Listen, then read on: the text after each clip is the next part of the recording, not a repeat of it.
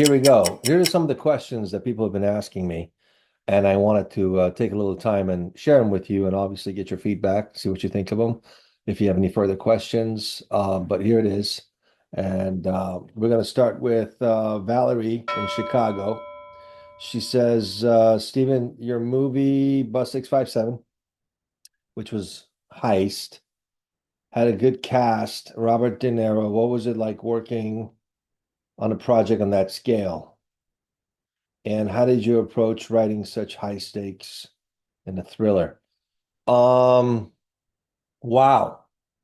So it's interesting because I was writing screenplays way, way before Heist. I think the thing was regarding that specific script, it was I had an awakening. I went to some resort and I thought about my life and I realized there was a lot of blind spots that weren't dealt with in my personal life. So I think after that time period, it took me about 3 or 4 months to think about the story and start writing it.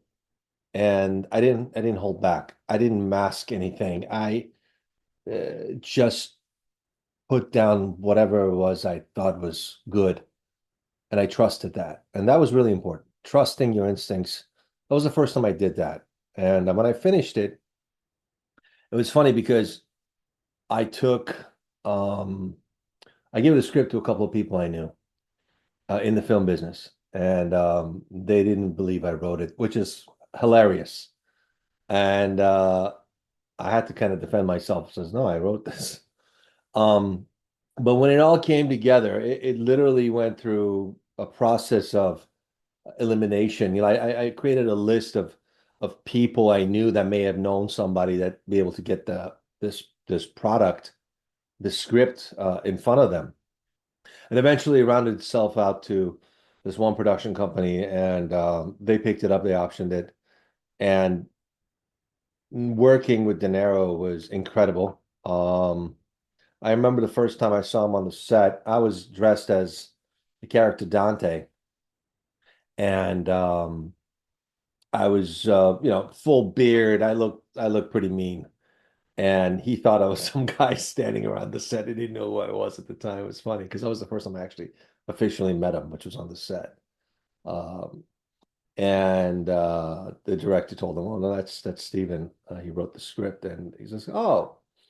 And it was funny because uh, I made sure I said hi to him, and he was walking by me. He looked at me, he shook my hand, he said hello, and it was just surreal. It was like watching a movie in front of you, like this guy that you've seen all your life on film, and there he is shaking your hand, and it's like, am I shaking hands with a movie? Like, what's going on here? But I think he was fantastic. He was a very nice man, um, and he actually really did his best to work with our schedule and to work with the film. And it was amazing. It was a really good experience, and I'm very, very grateful. And I think about um, the idea of how many movies has an icon like that made, and one of them is mine, which is very, very fortunate. So that's the answer. I hope I answered that question to you. Okay, the next question comes from Rudy in Detroit. And he asks, in Dead on Arrival, you created a tense noir film. What inspired you to explore that style? And how did you keep the suspense so gripping as I was watching the film? Well, Rudy, that was an interesting story because I I had a friend of mine that I met on the set of actually Bus 657, uh, and Rory. And Rory was from Louisiana, and he invited me out to see New Orleans, to see Louisiana, and it was fantastic. And he says, let's make a movie together. And I was like, well, let me think about this. And through some friends and conversations, there was an older gentleman that was a friend of mine, and he said, "Have you seen DOA in 1950, where the guy walks into the police station and says, I've been murdered, yet he's standing there fully alive. And supposedly his clock is ticking. He's going to die soon. I hadn't seen it at the time, so I watched it, and I realized that the film itself was public domain for some reason, and I was like, well, this is kind of cool. We should let me think about this. So after my visit of Louisiana, which was fantastic, Louisiana has such a French, moisty, swampy feel to it. I was like, this is really cool for a setting for a movie. And I wrote the script based on some things that were different, much different than the original. It was inspirations really more than anything else. And I created a character, a pharmaceutical salesman, who was dealing with someone in Louisiana in a small town that's dealing with vaccines. Now, it's the funny part is this is way before COVID. This is way before any of that stuff, and it was all about the conversation. There's a conversation where one of the characters is speaking to the lead, which is Billy Flynn from Days of Our Lives.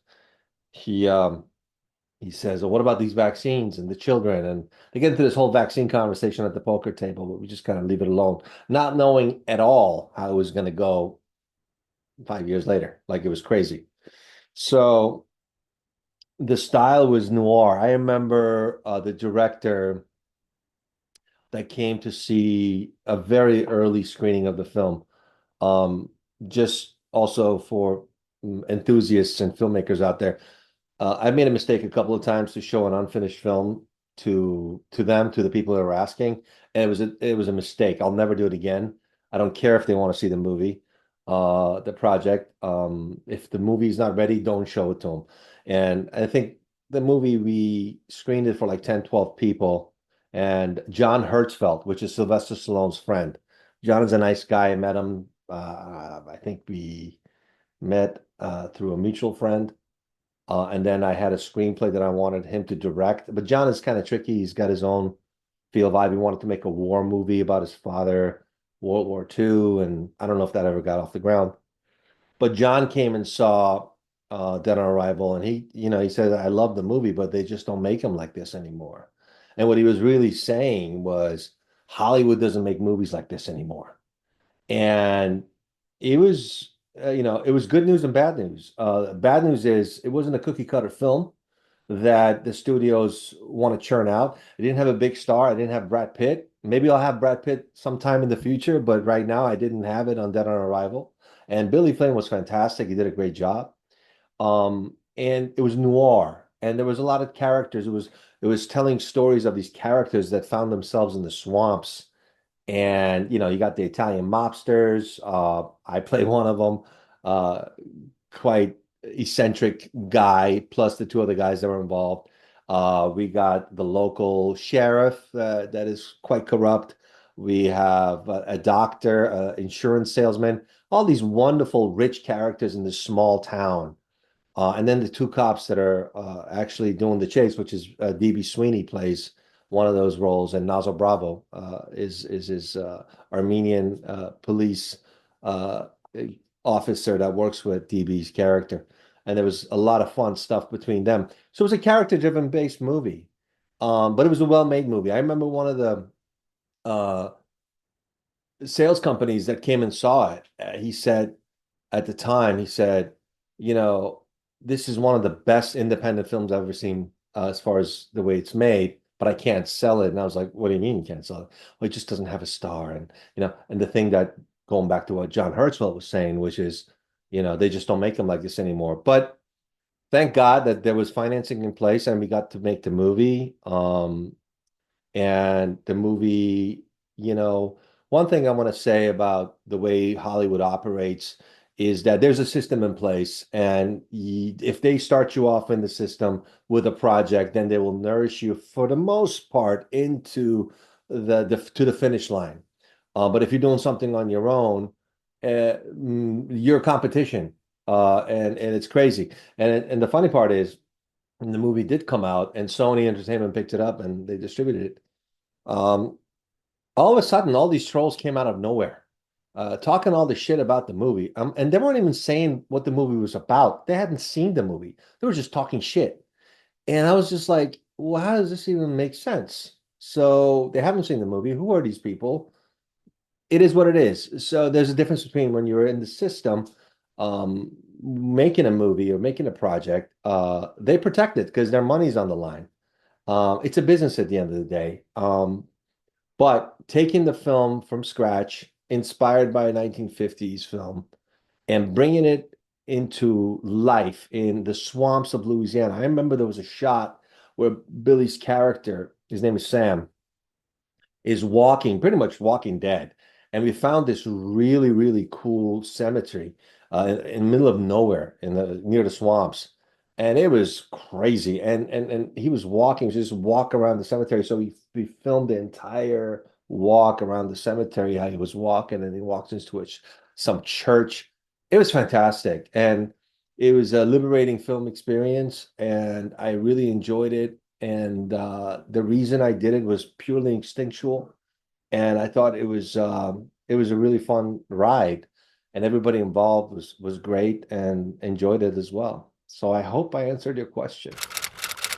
Okay, now I've answered a couple of questions, and there are about a dozen more questions to answer, and I kind of went a little long, but a lot of cool things came up, and I wanted to share them with you. So thank you for listening.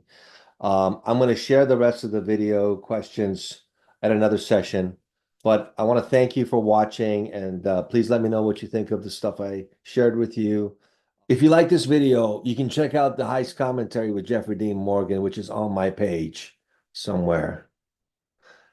Thank you for subscribing, and I'll see you on the next one. Take care.